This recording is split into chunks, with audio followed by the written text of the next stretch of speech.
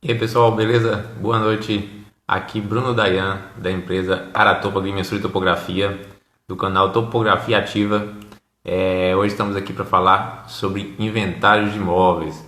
Aí para nós que atuamos como técnicos na área de regularização fundiária, vamos falar hoje aqui sobre regularização de imóveis, né? Dentro dos processos de inventário, para ficar mais fácil entender a importância aí dos técnicos, das pessoas que trabalham com regularização fundiária e como é que é essa atuação desses profissionais, né? E a importância desses profissionais nas regiões que eles atuam aí, né? Tanto os técnicos agrimensura, engenheiro agrimensor, técnicos agrícolas que têm essa habilitação aí na área de regularização fundiária, engenheiros florestais, agrônomos, tantas pessoas e profissionais dessas áreas aí que fazem seu trabalho e ajudam a desenvolver o país.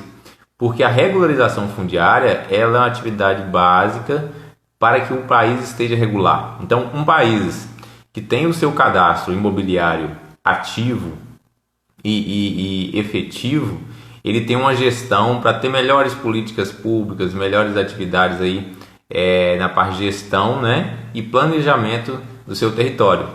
Né? Hoje vamos estar falando aqui com o Guilherme, titular de registro de imóveis, né, com grande conhecimento aí na parte de registro em si, né?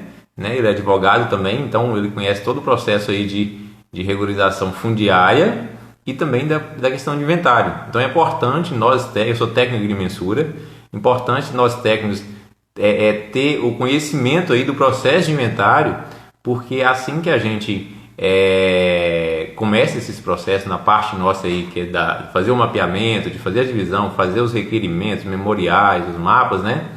A gente tem que entender desses processos, porque quando chega no registro de imóveis, se a gente não fez um processo aí que tem todos os requisitos básicos, né? E aquilo que o cartório necessita e que a lei pede, os processos podem ser indeferidos, né? E aí o cliente às vezes demora mais tempo porque o técnico não fez aquilo ali que era preciso para poder fazer com que o processo andasse, né? Então vamos começar aí a chamar o Guilherme aqui. Vão entrando aí, podem ir fazendo suas perguntas, viu? Se vocês têm aí, tá o Ailton aí, o parceiro nosso aqui, o Ailton, Sônia, o Hamilton, pode deixar suas perguntas aí, né? O Guilherme já está preparado aqui para a gente vai chamar ele aqui. Vamos pensando que vocês perguntar aí sobre o inventário, porque é uma questão que todo mundo, um momento, pode passar por esse processo, né? Tanto questão causa-morte, ou, né? Mas o inventário é sobre herança, né? Ou seja, causa-morte. Então, todo mundo é passível de passar por esse processo. Então, é importante conhecer os procedimentos para quando, né, algum dia alguém precisar, fica mais fácil aí de entender. E nós, como técnicos, né, temos que estar aí na ponta da língua, no dia a dia, em convívio com isso, para os processos saírem cada vez melhores, né? Vou chamar o Guilherme aqui para a gente conexão. Boa noite, Guilherme. Boa noite, Bruno. Tudo bem?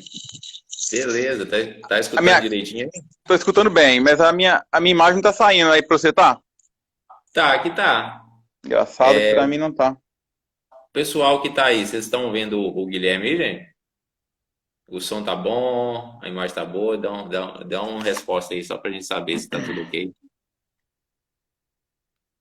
Aqui. Aqui tá saindo, Guilherme. Não, tudo bem. Pra mim não tá saindo, não. Eu tô vendo só a sua imagem, a tela tá cortada no meio, tô vendo a sua imagem e não tô vendo a minha imagem, mas vamos lá. Entendi. Guilherme, aí, ó, o pessoal que tá falando que tá ok. Então deve ser Ótimo. pra você Beleza, então mesmo. vamos. Só pra mim aqui, só meu celular mesmo, tá com problema. Beleza. Guilherme, eu fiz uma breve introdução aqui. A intenção dessa live aqui hoje, inventário de imóveis, né? Para os técnicos, principalmente, mas todos aí é importante conhecer desse procedimento tão importante, tão comum no nosso dia a dia, né? Isso E mesmo. você, mais que ninguém, acompanha aí todos os dias vários processos desses, né? E tem a maior experiência aí para ajudar a compreender e aí conduzir os trabalhos aqui. Então, fala um pouco aí de Guilherme, né, sua área de atuação aí, sua caminhada aí nesses processos de inventário. Fala um pouco de você aí, pessoal aí conhecendo. Beleza, Bruno. Como o Bruno já adiantou aí, meu nome é Guilherme, eu sou o substituto do cartório de registro de imóveis aqui da comarca de Araçuaí. Estou na função desde o ano 2012. Então, desde o ano 2012, eu tenho desempenhado minhas funções como oficial substituto do cartório de registro de imóveis. E como o Bruno mesmo disse aí, desde então, a gente trabalha muito com inventários, né? A princípio, a gente havia apenas a disponibilização dos inventários judiciais até a lei 11, acho que a lei 11.441 de 2007, que alterou o Código de Processo Civil antigo, permitindo também que o inventário pudesse ser feito também em cartório. Né? Mas isso aí, a gente vai falar isso mais adiante, né? Só te interrompendo, só para a gente seguir um fluxo aqui. Certo. Que todos aqui, eu acredito que tem técnicos, tem pessoas aqui que não é da área técnica. Queria que você falasse um pouco primeiro aí, o que é o inventário, né? Quando é que a gente precisa fazer o inventário e o que é esse tão... às vezes a palavra é conhecida, mas às vezes quem nunca passou por um processo não sabe o que é. Beleza, Bruno. Então, gente, o inventário é um instrumento pela qual os imóveis são transferidos do decújio, ou seja, daquela pessoa que faleceu, para os herdeiros. Né? É sabido por todo mundo que a propriedade dos bens, elas são transmitidas imediatamente após a morte da pessoa. Só que essa transferência, ela precisa ser formalizada. E ela é formalizada através de um instrumento. Esse instrumento é o inventário. Né? Então, o inventário é um procedimento por meio do qual aqueles imóveis que ora pertenceram ao decújio da pessoa falecida, vão agora pertencer aos seus herdeiros. Entendi. Pois é, gente.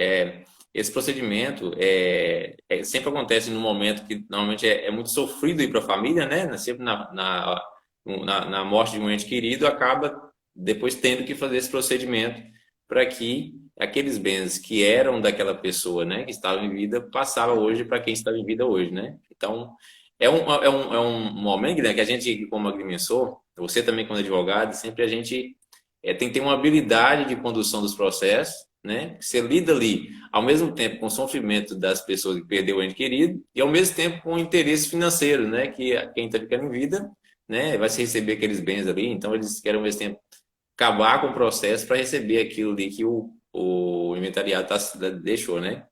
Guilherme, qual que você falou da lei ali, você lembra qual que é a lei que rege a questão do inventário? Sim, antes, Bruno, eu vou fazer um breve histórico aqui. Até 2007, aqui no Brasil, a gente só podia lidar com o inventário judicial.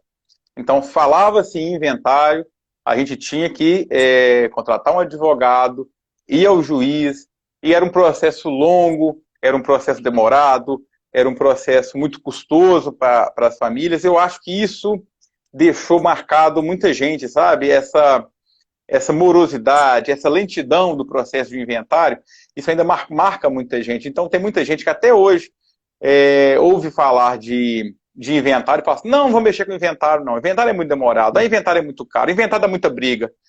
E não é mais assim. Desde 2007 não tem que ser assim mais, né? A lei 11.441 de 2007, ela veio permitir o inventário administrativo. O que é isso? É o inventário em cartório. É o inventário por meio de escritura pública. Então, hoje, preenchidos alguns requisitos, que eu vou falar daqui a pouquinho, o inventário ele pode ser feito em cartório. E é muito mais fácil, é muito mais rápido, é muito mais célere, é mais barato. Ainda tem que contar com a participação de um advogado, né? Você tem que, de qualquer maneira, contratar um advogado, mas é infinitamente mais rápido. E eu queria deixar isso muito claro, sabe? De que acabar com essa imagem de que o inventário é um processo, tem que ser um processo custoso, demorado, caro, trabalhoso, porque não é. Né? Ou seja, eu falei dos requisitos, então todo o inventário hoje ele pode ser feito em cartório. Desde que não haja nenhum menor envolvido, ou seja, nenhum dos herdeiros pode ser, não é nem menor não, incapaz. Nenhum dos herdeiros pode ser incapaz e todos os herdeiros têm que estar de acordo com aquilo ali. Né? Então, desde que você reúne esses dois requisitos, ou seja, as partes estejam de acordo com o inventário em cartório, e que não haja um herdeiro que seja menor, incapaz, no caso, você pode fazer o inventário em cartório tranquilamente. Entendi.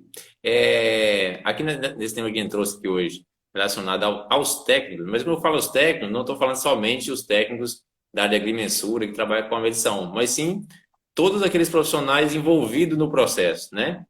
Que acaba, como nós não temos assim, talvez uma padronização dos serviços em si, então ele vai ter o advogado com a parte dele, o agrimensor com a parte dele, às vezes envolve despachantes, né? Às vezes envolve a parte do meio ambiente. Você aí com a experiência do registro de imóveis, né? Você falou da lei ali daqui 1.441, né? 11.441, isso, 2007. 11.441, né? Uhum.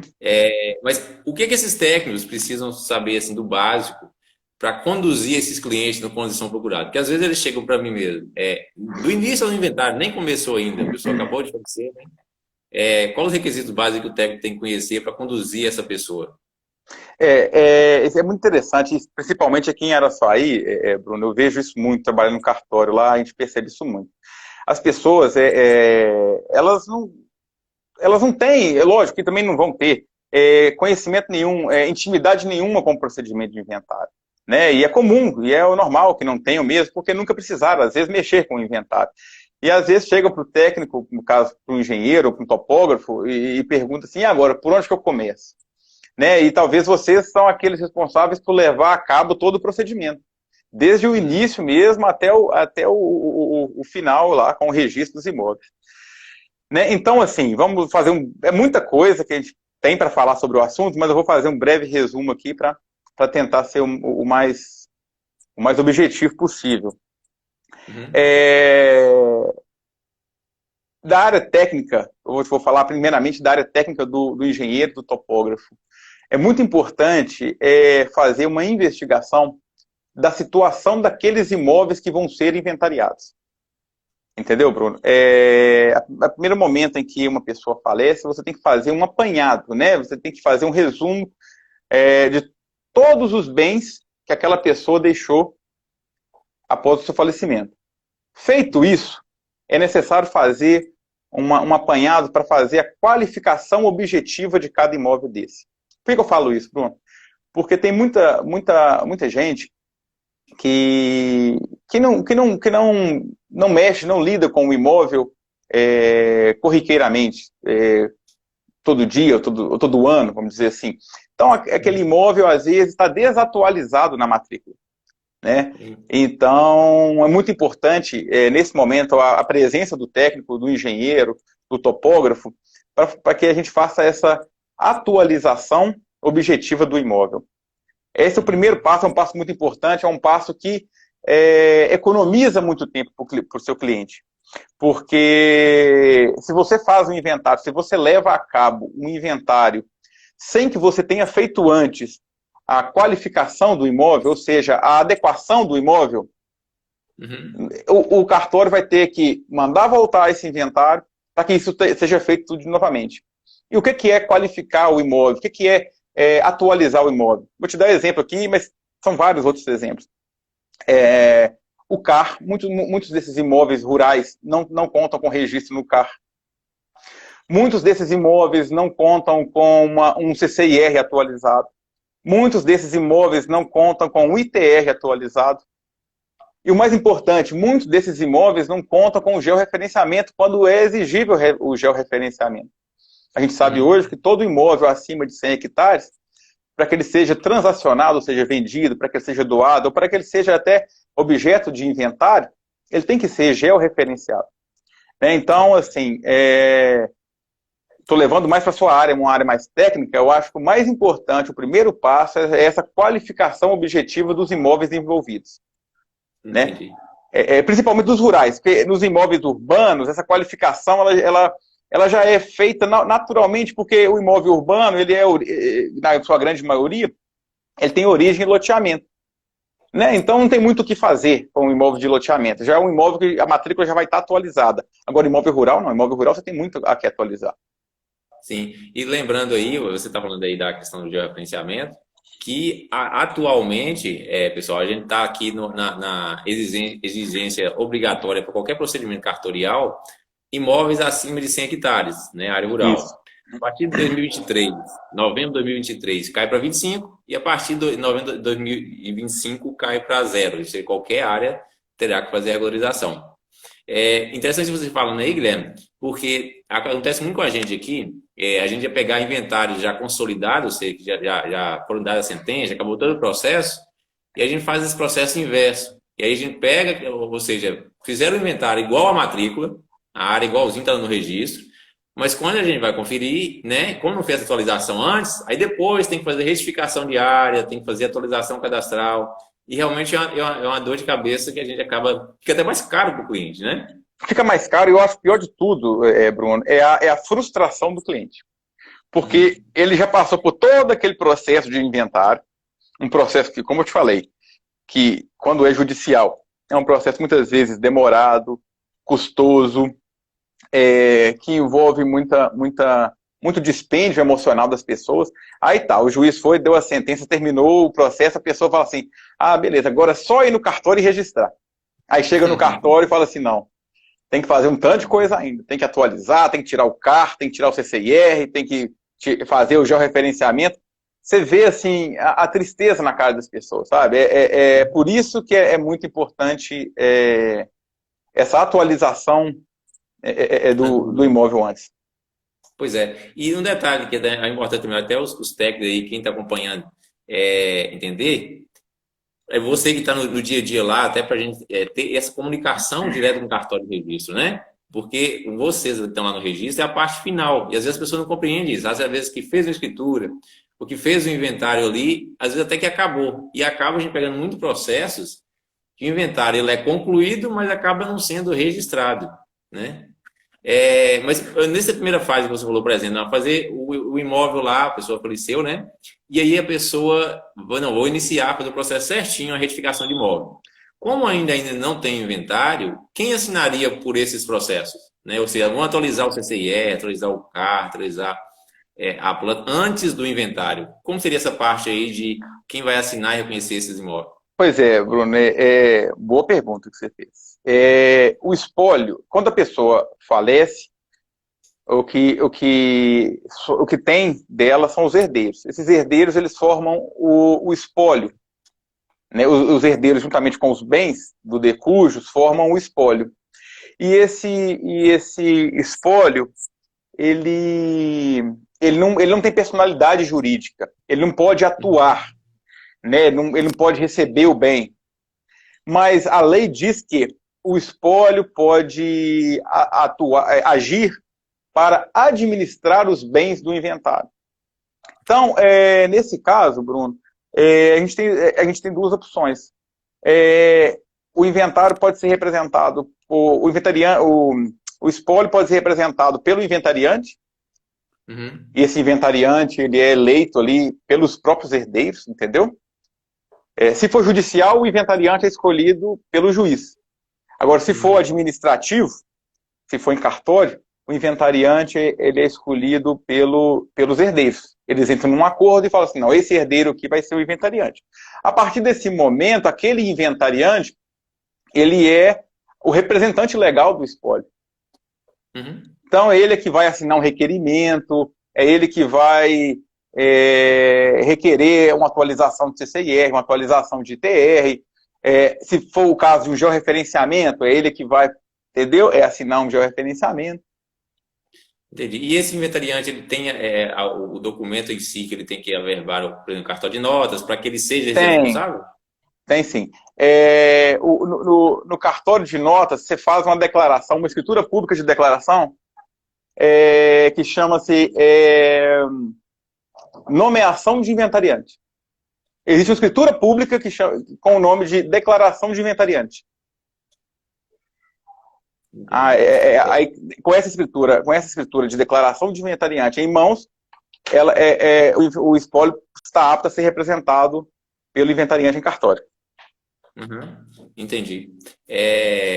Esses outros procedimentos, por exemplo, também, que a gente acaba pegando muitos casos aqui, assim, dentro também, com essa escritura de inventariante, também você pode corrigir lá CCIR, TR, né? Também com esses órgãos é a mesma coisa, né? Pode, normal, entendeu? A partir daquele momento em que chegou-se a um consenso sobre quem será o inventariante, aquela pessoa que declarada inventariante naquela escritura pública, ela é legitimada a atuar pelo espólio. Entendi. Entendeu? Entendi. E dentro do inventário, por exemplo, assim que a pessoa falece, qual que é o tempo aí para que ela não pague dívida? Dívida no caso não, que ela não pague multa, quer dizer. Não pague multa, né? No caso é o seguinte, essa multa que todo mundo fala do inventário, ela é do ITCD. E, na verdade, não chega nem a ser uma multa. É o pagamento do ITCD sem o desconto. Entendeu? Esse prazo é de 90 dias. O espólio, ele tem 90 dias para pagar esse imposto, que é o ITCD, é Imposto de Transmissão Causa Mortes, com desconto. Entendi. Tá tendo uma pergunta aqui do Miller, acho que é Miller, não sei se estou falando certo o nome dele aqui. Tem uma propriedade do espólio, o dono da matrícula falecido, né? Mas na prática não possui mais a área. Como proceder? Existe a possibilidade de transferência sem o inventário? Eu não entendi muito minha pergunta, Bruno. Você podia repetir para mim? Se o Miller puder reescrever ela aqui, só no final aqui, porque eu falou que o imóvel não é mais do dono, né? Deixa eu ver se o Miller reescreve ela aqui, fica mais fácil de entender, Guilherme. Mas vamos continuando aqui. Pessoal, vamos deixando suas dúvidas aí, né? Miller, escreve aí de novo só para a gente entender melhor o que você está querendo dizer. Será que o que eu quis dizer foi o seguinte? O que acontece muito, Bruno, eu não sei se foi isso que ele quis dizer, mas eu vou adiantar aqui que se for, ele dá um ok, um joinha, e aí está respondido. Acontece muito, você quer ver? Um proprietário vende um imóvel rural ou urbano em vida, né? Transferiu o imóvel. Só que a pessoa que comprou não está com a escritura pública em mãos, mas não foi lá registrar o imóvel. Então, para todos os efeitos legais, aquele imóvel está em nome de quem? Está em nome ainda do falecido. Né? Que vai acontecer? Esse imóvel ele vai acabar entrando para inventário. Se essa pessoa que já está com escritura pública não correr lá e não registrar esse imóvel, ele pode ser abarcado pelo inventário, entendeu? Esse é um grande problema mesmo. Isso é um grande problema, porque aí aquela pessoa que já tinha escritura pública em mãos, ela vai ter que entrar em acordo com os herdeiros, talvez fazer uma cessão de direitos hereditários, entendeu? Para que depois possa ser proprietário finalmente do imóvel. Ele pergunta aqui se é possível sem inventário. Acredito eu que, assim, se tiver algum tipo de... Ele não passa esse documento, seria só via a uso capião, né? Só via uso capião. Se esse imóvel ficou para trás, aí seria só mediante uso capião. E é muito interessante, foi bom vocês falar do uso capião, porque me lembrou uma outra coisa. Como que muitas vezes um imóvel que ele nasce irregular, ele é um imóvel que tem proprietário, tem matrícula, está registrado, e aquele proprietário vem a falecer. Num primeiro momento, os herdeiros falam assim, não, já olhei o inventário, é muito caro, não vou mexer com isso não, depois, mais tarde, a gente mexe com o inventário. E esse mais tarde nunca vem, sabe? E aí aquelas pessoas vão ali, vão trabalhar na terra, os irmãos todos trabalham na terra, um cria gado, o outro planta, e esquecem de fazer inventário, esquecem que a terra ainda está em nome do pai, né? Eles esquecem isso. E aí, passado do tempo, um desses herdeiros, um desses filhos vem a falecer. Aí, ou seja, quando os filhos desse filho vêm, vou fazer o inventário do meu pai. Quando vai pegar na matrícula do imóvel, o imóvel ainda está em nome do avô. Está Sim. vendo? Um ato simples que poderia ter sido resolvido lá no passado, já começou a se complicar. Uhum. Sabe? E se esses filhos deixam de fazer esses inventários sucessivos, chega num ponto, Bruno, que esse imóvel que um dia nasceu regular, ele cai para irregularidade, porque vai ser tão difícil fazer essa transmissão derivada de forma legal, que a única saída Uhum. fica sendo a uso capião. Entendi. Né? Entendeu? E isso É, acontece muito aqui na região, infelizmente. eu vi que Exatamente por essa má fama, que o inventário tem. Uhum. E a questão daí também da a nossa comarca aqui, ainda tem bastante procedimento sendo feito. De algumas regiões aqui vizinhas, eu acredito que também você fala nossa região, mas o Brasil como um todo não tem essa cultura de fazer tanto o inventário. Principalmente quanto mais vai para o interior, mais o pessoal às vezes não vai fazendo, né? Às vezes acaba não precisando, né? No sentido assim, algo que obriga, acaba não fazendo, né? E dentro dessa questão aí de ter o documento regular e acaba sendo irregular, hoje também tem a questão CCIR e TR, porque agora é obrigatória a vinculação dos dois. Então, muitas pessoas aqui têm o CCIR e têm o ITR, eu não lembro se foi agora em agosto, mas foi publicada a vinculação que é obrigatória, então todas as pessoas agora têm que vincular, ou seja, tudo aquilo que mudar na receita vai mudar do INCRA, tudo aquilo que mudar do INCRA vai mudar na receita. Tanto para fazer o ITR hoje, obrigatoriamente você tem que ter o CCIR, senão você não consegue fazer. Você Então, não essa consegue fazer. atualização.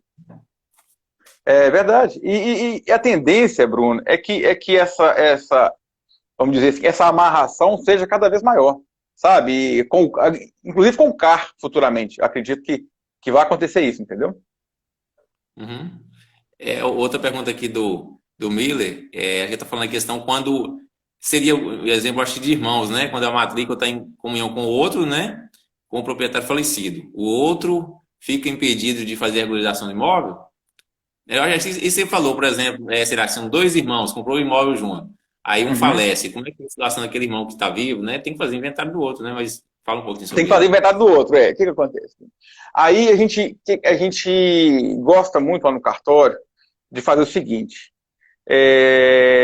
Vamos supor, existe um imóvel em comunhão. Vamos supor dois irmãos, que é o mais comum mesmo. Aí um dos irmãos falece. Aí, até aquele momento, os irmãos eles tinham uma fração ideal do imóvel. Não é isso? Sim. Ele tinha, vamos supor, 50% do imóvel. A gente chama de fração ideal. O que a gente sugere, que facilita, e que aí entra até um trabalho técnico seu, é que seja feita uma extremação daquela parte a ser inventariada. O que é uma Uhum. extremação? A extremação é a retirada daquela parte que cabia àquele irmão do todo. Você retira aquilo ali, abre uma matrícula só para essa parte que era do irmão falecido, e ali você registra o inventário tranquilamente. Sabe? É uma maneira mais correta de se fazer isso, porque imagina você, Bruno, você tem uma matrícula pertencente a dois irmãos. Morre um irmão. Aí você vai inventariar a parte do outro. Mas aquele outro que morreu, ele tinha 3 filhos. Então, olha só, aí o imóvel vai ser do irmão que está vivo e de mais 3 filhos do irmão falecido. O imóvel que antes pertencia a 2 pessoas passou a pertencer da noite para o dia a 4 pessoas. Uhum. E se você não faz esse processo de extremação, só vai piorando a situação, entendeu? Porque quando esse aqui falecer, vai dividir para os herdeiros dele, vai só aumentando a comunhão. E Então, dentro da assim, pode falar. a extremação é muito comum de fazer aqui mesmo. E dentro da extremação, Guilherme, tem um prazo aí mínimo, por exemplo, aquela pessoa que tem interesse de fazer, por exemplo, eu gosto de falar aí, vamos dizer que quem está vivo, né? Ele está vivo. Aí a pessoa, o irmão falece, fica os sobrinhos aí, os filhos desse que faleceu. Mas quem quer sair são os sobrinhos. Só que os sobrinhos, eles não estão na matrícula ainda, quem está é o pai, né? Então, teria que fazer um inventário dele, no caso do pai aí, e precisa de um tempo da pessoa na matrícula para poder fazer a extremação, ou ela não tem um tempo mínimo aí Tem, para poder fazer? você tem um tempo mínimo a ser cumprido para que você se torne legítimo para o procedimento de extremação.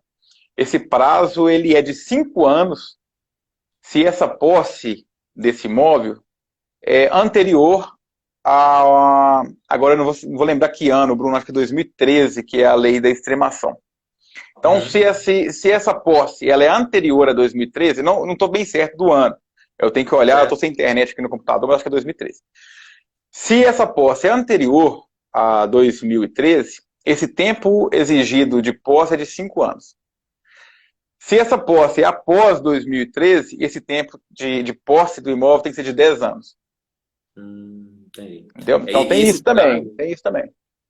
esses prazos são muito importantes aí para os técnicos que estão fazendo aquela regularização, porque às vezes a gente faz um procedimento lá, seja uma área, por exemplo, que tenha gel, faz todo o procedimento, né, e às vezes não comunica o cartório, não faz essa pesquisa dessa posse, né? Quando chega para registrar, aí vocês falam, não, aqui não pode, porque Não pode, porque não não tem tem como. o requisito de tempo, né? Isso acontece muito. Sim. Eu vou te falar até mais. Esse procedimento já seria barrado no cartório de notas, eu acho. Eu acho que nem a escritura pública de extremação seria lavrada, porque um dos requisitos não teria sido atingido. Não entendi. Né? Dentro desse processo também do inventário, na verdade, estou falando do inventário em si. O inventariante é relacionado à partilha dos bens, que é importante deixar claro aqui a importância do advogado, porque ele que faz esse apanhado desses bens, né, e faz essa Isso. parte. E nós, agrimensores, estamos lá no campo, mas fazendo a divisão local mesmo, e determinando o local para fazer cerca, né, e os procedimentos. Vamos entender assim que essa divisão dos bens não é somente bens, mas também tem a possibilidade de ter dívidas, né? Sim, sim. Mas a lei, o código, ele diz que o espólio ele é responsável pelas dívidas. Agora, importante, na medida do quinhão de cada herdeiro. O que eu quero dizer com isso? Você não transmite dívida para herdeiro, Entendi. entendeu? Ou seja, aquelas dívidas elas são devidas até o valor que aqueles herdeiros vão receber. O que ultrapassar o valor que aqueles herdeiros receberiam, no caso, aí já não é mais devido pelos herdeiros. Entendi. Entendeu? Pois é, e também tem uma outra parte aí, né? Fica aí depois do inventário, que é assim que o inventário é concluído, vem a parte da partilha, né? Nós estamos falando aqui de imóveis, então tanto urbano quanto rurais. Às vezes o pessoal fica na dúvida, em que sentido? O que eles estão dividindo são recursos financeiros, é dinheiro. Ele está em forma de um bem imóvel, né? Isso. Mas, assim, a partilha, né? Assim que fez o inventário, como é que é esse procedimento dessa partilha, assim, qual que é os passos que o técnico pode conduzir seu cliente aí para que eles tenham uma partilha mais, vamos dizer, até mais amigável, né? E os procedimentos que tem que fazer. São duas coisas diferentes que a gente vai falar aqui, Bruno. A partilha é uma primeira fase, a divisão amigável é uma fase posterior. A partilha ela é levada a cabo pelo advogado em acordo com os herdeiros. Né? Ou seja, vão sentar numa mesa, se for um inventário administrativo, ou vão sentar numa sala do juiz, se for um inventário judicial. Vai se colocar sobre a mesa todos os bens pertencentes ao decujus, ao falecido, e ali vão fazer o que a gente chama de formal de partilha, que é literalmente a divisão dos imóveis. Né? O herdeiro 1 vai ficar com a fazenda tal, o herdeiro 2 vai ficar com o apartamento tal, o herdeiro 3 vai ficar com a fazenda tal, e assim por diante. Então, esse é o formal de partilha. É um plano de partilha, né? Literalmente uma listagem com todos os bens e para quem ficou cada bem. Pode ser que o mesmo bem fique para todos os herdeiros, por exemplo, uma fazenda que seja muito grande, não. A fazenda X ficou para 5, 6 herdeiros. Então a gente vai lá no cartório e registra aquela fazenda para 6 herdeiros. Né? Então, o formal de partilha é o que se elabora em conjunto entre o advogado e os herdeiros. Né? Esse é o formal de partilha. E a divisão amigável, que você mencionou aí, é um passo posterior. Porque a partir do momento que você registrou aquele bem imóvel em comunhão com os herdeiros, aquele bem passa a pertencer a todos os herdeiros de uma forma igualitária, né? Então, vamos supor, um inventário que contava com 5 herdeiros. E todos os bens inventariados ficaram para todos os herdeiros. Então, aquela fazenda lá que pertencia ao falecido vai pertencer, então, aos 5 filhos dele, aos 5 herdeiros dele. Só que aí, nem todos os filhos gostam de fazenda, ou nem todos os filhos querem uma fazenda, ou nem todos os filhos se interessam por fazenda, e eles querem cada um a parte deles, porque eles querem vender aquilo ali. Uhum. E aí tem filho que quer vender, tem o filho que não quer vender, porque já tem o outro lá que gosta da fazenda e quer trabalhar na fazenda. Então, assim, para evitar complicação, o que a gente sugere é que se faça uma divisão amigável.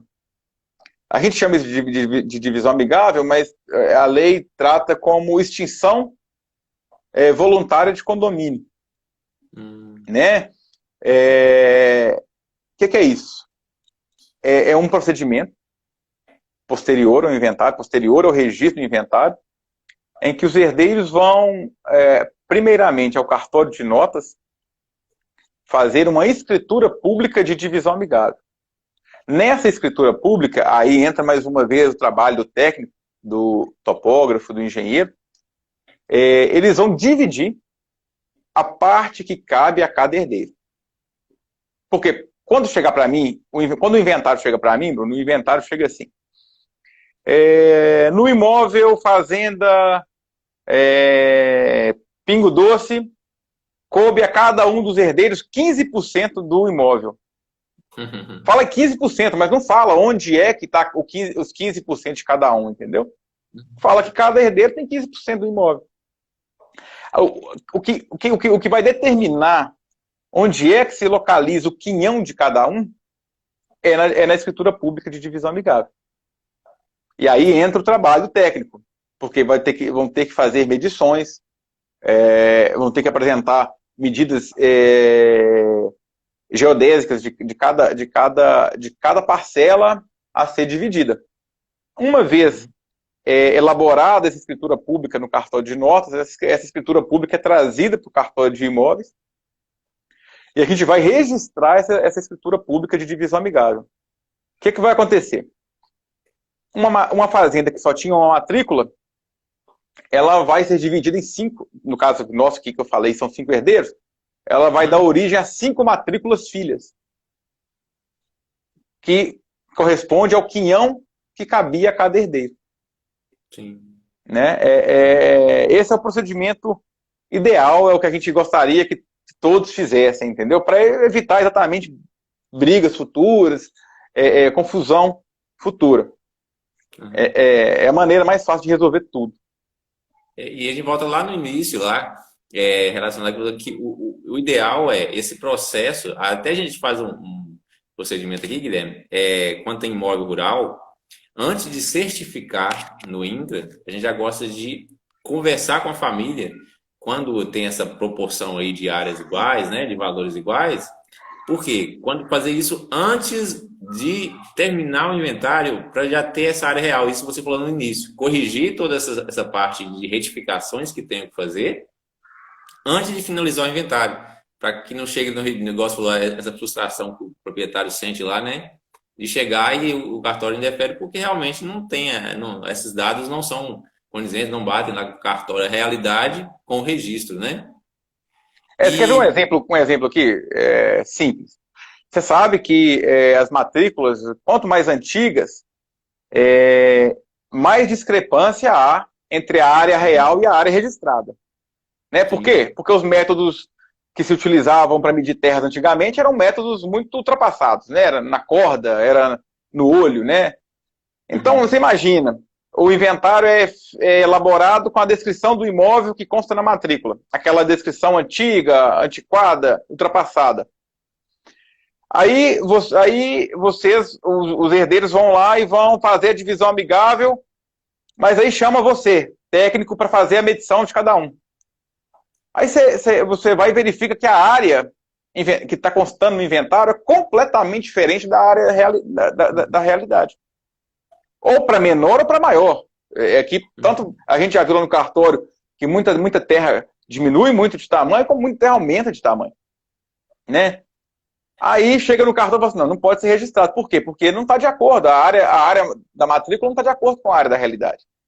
Aí você vai ter que. Aí você imagina, você vai ter que voltar lá atrás, fazer uma retificação de área para adequar a área do imóvel, a área da matrícula, a área do imóvel real, para depois fazer a divisão amigável. Ou seja, você vai sempre voltando, né? Se você evitar. Eu digo o seguinte: esses procedimentos são procedimentos que custam caro. Né? Eles não são baratos. E as pessoas muitas vezes falam assim, não, eu não vou fazer isso agora, eu vou deixar para depois. Mas eu entendo, sabe? Eu sou uma das pessoas que sou mais solidária com esses valores que se paga para regularizar imóvel rural. Mas eu digo o seguinte, quanto mais a gente postergar essa regularização, mais custoso fica. Uhum. Você é prova disso que você sabe, você acabou de falar. Até pouco tempo atrás, imóveis, o georreferenciamento era exigido apenas de imóveis acima de 500 hectares. Uhum. Aí depois essa exigência veio para imóveis acima de 250 hectares. Depois, agora nós estamos na fase dos 100 hectares. Se a pessoa vai postergando, vai evitando, vai adiando, daqui a pouco o imóvel dela que não tinha que fazer georreferenciamento, vai ter que fazer georreferenciamento. Entendeu? Então, assim, a situação ela vai só se complicando mais. Isso. E o detalhe também que, às vezes, o pessoal chega querendo fazer o georreferenciamento para amanhã. E quanto mais você precisa de uma pressa, esses processos, eles têm o seu tempo, né? Tem o tempo para a gente fazer o processo de medição, o tempo de análise, às vezes, de cartório de nota, de advogado, de registro. Então, não vai conseguir de uma hora para outra. Quanto antes começar os procedimentos, mais se planejar, né, ele vai conseguir fazer num tempo aí que não vai precisar naquele momento ali, aquilo aí, em cima na hora, vamos dizer assim, né? O Miller fez outra pergunta aqui, sobre a questão de quando a divisão, né, eu entendi que é isso que ele está querendo falar, você confirma aí, Miller? Dá menos da fração mínima. Ele falando aqui no caso com duas pessoas diferentes, que não eram da mesma família, 3 hectares, e aí fazer a divisão, né? Uhum. Aí a lei é muito clara nesse aspecto também, sabe? Não, a divisão amigável ou a extremação, ela só é possível se a parcela a ser dividida, a ser desmembrada, ela atender à fração mínima de parcelamento. Na nossa região aqui, a fração mínima de parcelamento hoje é de 3 hectares. Mas isso varia. Aqui dentro de Minas Gerais mesmo, acho que em Carlos Chagas, a fração mínima de parcelamento são 2 hectares. E não 3, também. Entendeu? Então também são 2, né? Então, assim, isso varia muito. Mas isso é interessante o que ele falou. Tem que ser respeitada a fração mínima de parcelamento. Uma história que aconteceu comigo, Guilherme, nem é inventário ainda, né? O pai está querendo fazer uma doação, mas eles nos fizeram uma pergunta. Porque tem uma confusão na família, eles estavam querendo o pai dividir em vida, assim, e tinha um dos filhos que não estava querendo, por algum motivo lá. Aí ele perguntou assim, é possível deixar ele, separar o quinhão dele e deixar ele de fora? Ou seja, para quando fazer todo mundo e deixar ele sem conversar. Não, se for amigável, não tem como. Né? Desse procedimento, como seria aí? Deixa eu só entender o que você quis dizer aqui. No processo de inventário ainda, você deixar um dos herdeiros de fora daquela divisão? De fora assim, não de fora da partilha, mas deixar ele sem participar da conversa, das reuniões, porque ele não está querendo fazer. Tirar o pedaço dele sem ele se envolver. Né? O que eu estou falando? Mas de qualquer maneira é o seguinte, se ele assinar a escritura pública de inventário, presume-se que ele está concordando com tudo que está ali. Entendi. Depois ele não vai poder alegar que ele não participou das negociações, que ele não estava presente, porque ele assinou aquela escritura pública, né? Uhum. Então, é complicado isso, porque o herdeiro, todos os herdeiros, na verdade, todos que participaram do inventário, antes de assinar um inventário, eles vão ler o inventário. O tabelião de notas, ele tem que ler toda a escritura pública para os herdeiros, para todos os herdeiros. Uhum. Então ele vai ler lá que o herdeiro fulano de tal ficou com tal parte de tal imóvel, o outro herdeiro ficou com tal imóvel, tá. Aí, ao final, aqueles herdeiros vão concordar ou não com aquela redação, e se concordar, vão assinar. Se Uhum. eles assinarem ao final, eles estão concordando, entendeu? Então é amigável, né?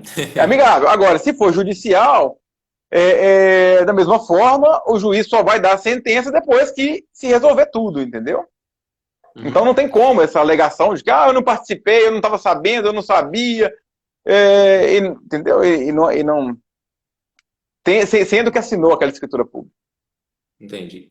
Outra parte também que às vezes as pessoas confundem, Guilherme, se eu pudesse falar um pouco com a gente aí, no inventário é dividido em partes iguais ou é dividido o dinheiro em partes iguais, né? Que às vezes, por exemplo, um imóvel, depende do tamanho, ele tem valores diferentes dentro desse imóvel. Isso que eu queria dizer. Precisa, por exemplo, um imóvel 100 hectares, né, ser dividido igualzinho para todo mundo, ou dentro do imóvel de 100 hectares, desde que os valores das parcelas sejam iguais, o valor monetário, podem ser diferentes. E a questão também, É, você falou comigo, uma pergunta em cima da outra. Sobre a questão do IPCMD, essa diferença, por exemplo, é, os herdeiros têm valores iguais, né?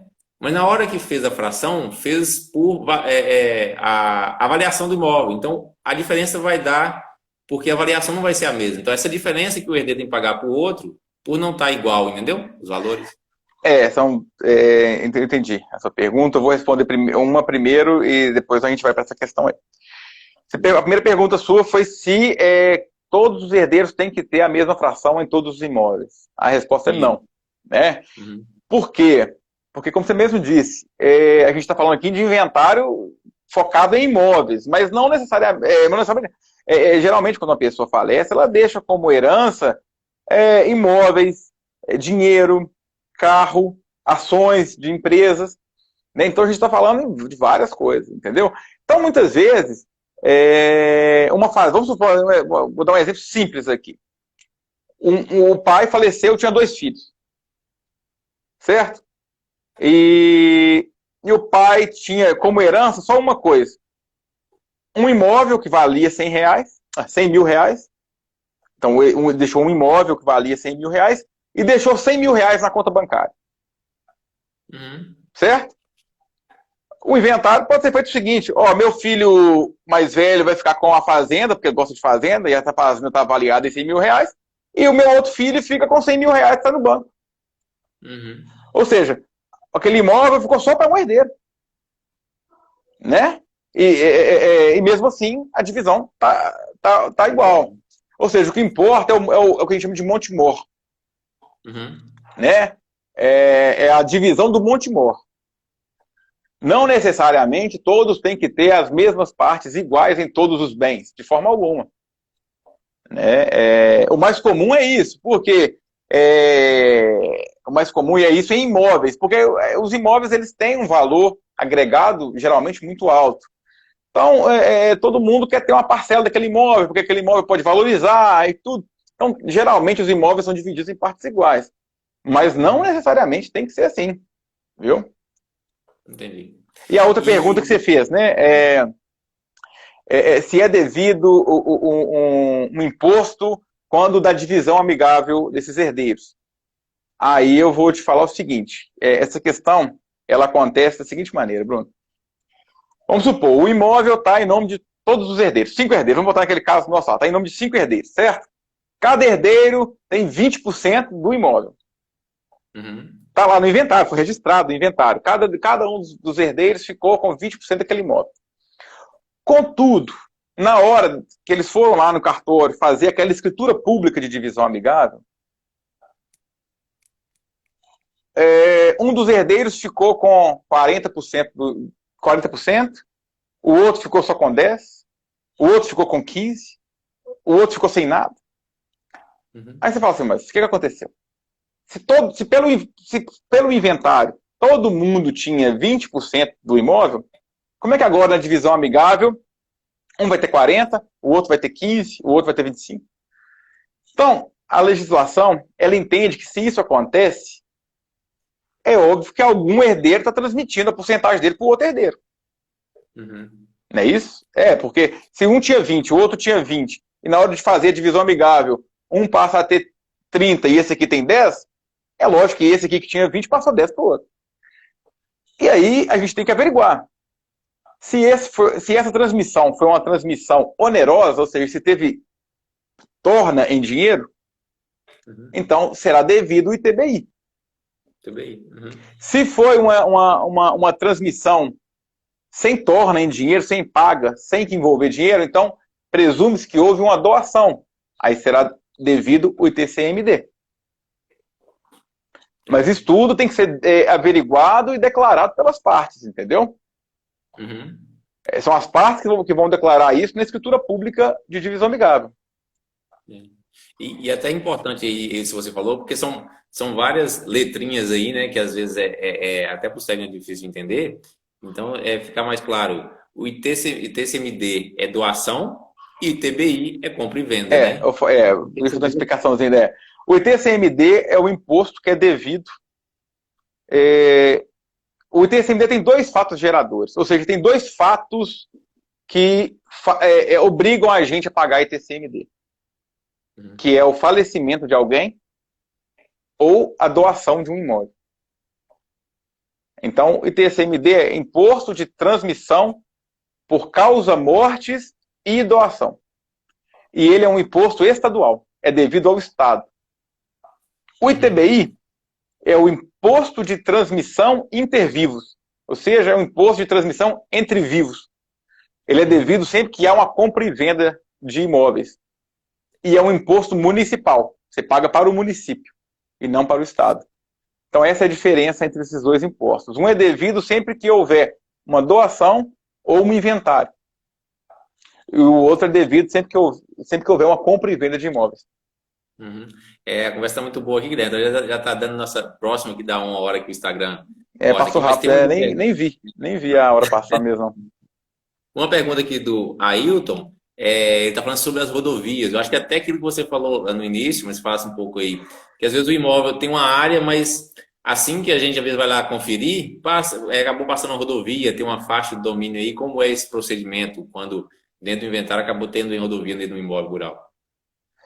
Isso aí acontece, né? Vamos supor, você vai lá, você técnico foi chamado lá para fazer a atualização daquele imóvel, né? Fazer um georreferenciamento, por exemplo, daquele imóvel, porque ele tinha que ser georreferenciado. E aí, quando você vai lá fazer, você vê que tem uma estrada estadual que corta o imóvel, ou municipal também, que corta o imóvel. O INCRA, ele obriga a gente, Bruno, a separar obrigatoriamente esse imóvel em duas matrículas, em duas certificações. A normativa interna do INCRA diz que para cada certificação deverá ser aberta uma matrícula. Entendi. Né? Então, se passa uma estrada no meio daquela fazenda, obrigatoriamente ela vai ter que ser partida em duas ou três, a depender de quantas vezes a estrada corta aquela fazenda, porque a estrada pode fazer curva, né? Ela pode cortar aquela fazenda em mais de uma parcela.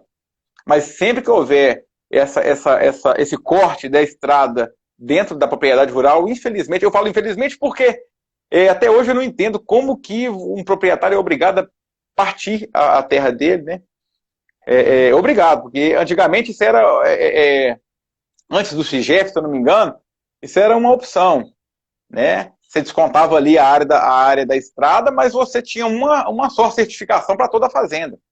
E mencionava que a fazenda era cortada por uma estrada, mas você tinha uma certificação só. Hoje não. Hoje, se você verificar, se você lá técnico verificou que essa fazenda é entrecortada por uma estrada, ela tem necessariamente que ser partilhada em duas matrículas, com uma certificação para cada matrícula.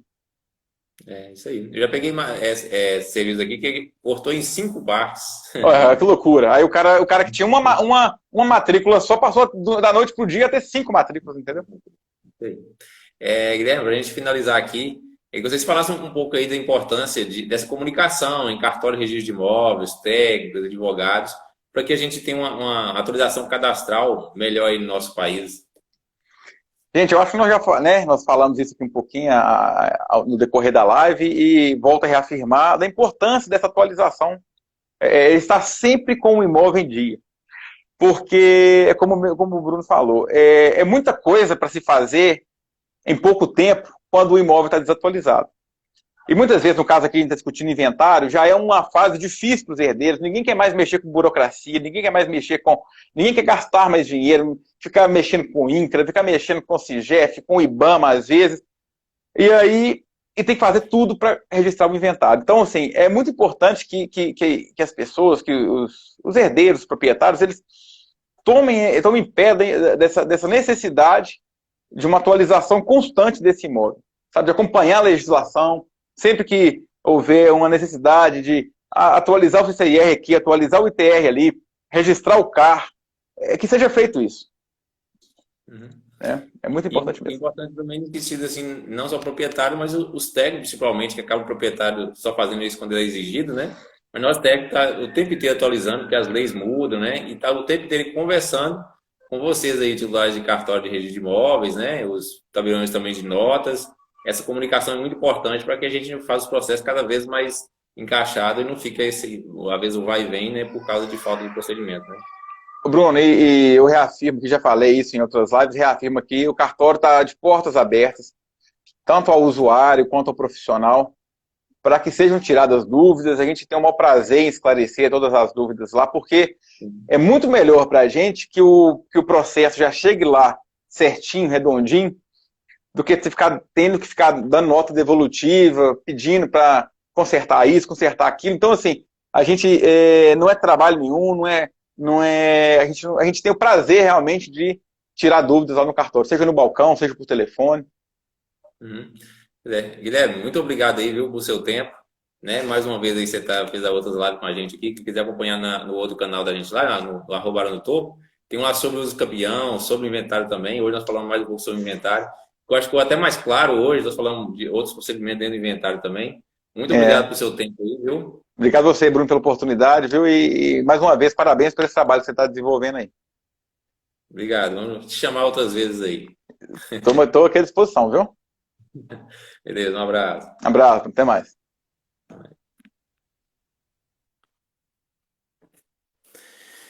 Pessoal, hoje estivemos aqui com o Guilherme, né, titular de cartório de imóveis, advogado.